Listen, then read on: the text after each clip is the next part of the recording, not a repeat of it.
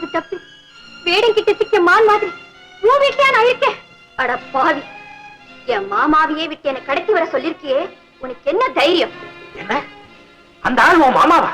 ஆஹா, ஒண்ணு தெரியாத மாதிரி நடிக்கிறியா பாஸ்கர்? உன் பணத்தினாலே என் மாமாவின் பலகீனத்தை விலைக்கு வாங்கலாம், ஆனா என்ன நீ அடிமையாக்க முடியாது. இல்ல வசந்தி, இல்ல. நீ பணத்திமிர் படைச்ச இல்ல, மனத்திமிர் உள்ளவ இல்ல, பெண் வேட்டையாட பேய் இல்ல. இல்ல பாஸ்கர், எச்சரிக்கிறேன்.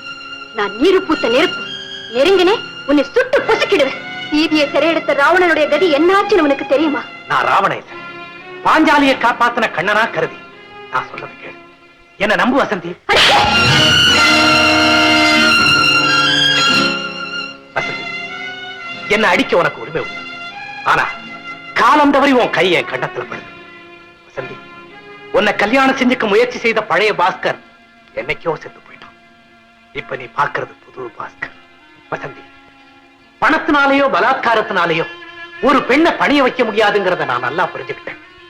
காதலியா நினைச்சாத்தானே குற்றம், சகோதரியா பாவிச்சுட்டா என் வாழ்க்கை பூரா உன்னையே நினைச்சுக்கிட்டு இருக்கலாம் இல்லையா? அதனால ஏன் இதே தோட்டத்துல வளர்த்து ஆளாக்குன காதல் பயிரை நானே அழிச்சிட்டு பாசத்தை விதைச்சு, அது குற்றம்னா நீ என்ன தண்டனை கொடுத்தாலும் எனக்கு சந்தோஷம். சார், காலேஜ் படிப்புக்கு உங்ககிட்ட உதவி பணம் வாங்கிட்டு போவோமே, அந்த பொண்ணு வந்துருக்கு. இதோ வந்துட்டேன்.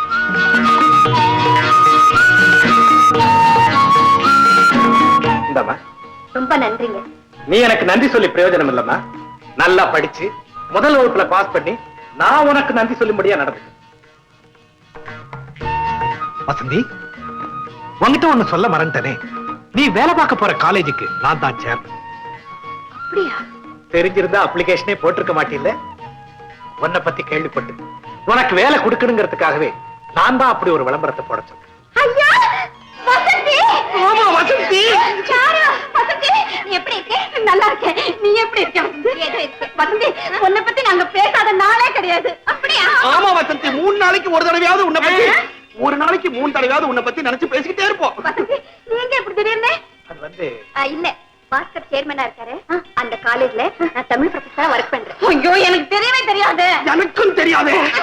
எனக்கே தெரியாது. சரி சரி, இப்பதான் வேலைக்கு சேர்ந்தாங்க. வசந்தி, சாரும் சாமுவும் ரொம்ப நாளா இங்கதான் இருக்காங்கிறது உனக்கு தெரியும். அவங்க கூட நீ இங்கேயே இருக்கலாம், உனக்கு ஆட்சேபனை இல்ல இல்ல? ஆமா வசந்தி, பாஸ்கரோட வீடு பச்சைப்ப முதலியா சத்திர மாதிரி.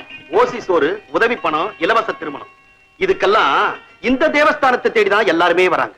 வசந்தி, தனி மரமா இருக்கிற நீ இந்த தோப்புக்கு வந்துட்டினா எங்க இளம் துறவி உன்னை கடைசி வரைக்கும் காப்பாத்துவார். ஆமா வசந்தி. வசந்தி, உன் உடன் பிறந்த சகோதரன் மேல உனக்கு நம்பிக்கை உண்டுன்னா நீ இங்கேயே தங்கலாம். அப்படியா? அப்ப நீ அந்த வீட்டிலே இருக்கிறதாக முடிவு பண்ணிட்டியா? ஆமாக்கா. ஏ, இங்க உனக்கு என்ன குறை? ஒரு குறையும் இல்ல. என் குழந்தை பக்கத்திலேயே இருந்தா அதோடைய வளர்ச்சியும் வருங்காலம் பாதிக்கப்படுமோன்னு நான் பயப்படுறேன். சரி, உனக்கு அப்படி ஒரு பயம் இருந்தா வேண்டாம். ஆனா ஒண்ணு கேக்குறேன் வசந்தி, அந்த பாஸ்கருடைய வீடு உனக்கு பாதுகாப்பான இடம் தானே? ஆமாக்கா, அந்த நம்பிக்கை வந்ததுக்கு அப்புறம் தான் அங்கே தங்கலாமங்கிற முடிவுக்கு வந்தேன். அக்கா, என் குழந்தை விஷயம் மட்டும் யாருக்கும் தெரிய வேண்டாம். ஐயோ, உனக்கு அந்த பயமே வேண்டாம் வசந்தி. ஐயோ, குழந்தை அழுதக்கா. அது என் காதுக்கு கேக்குதம்மா. நான் வரேன், மறுபடியும் வா.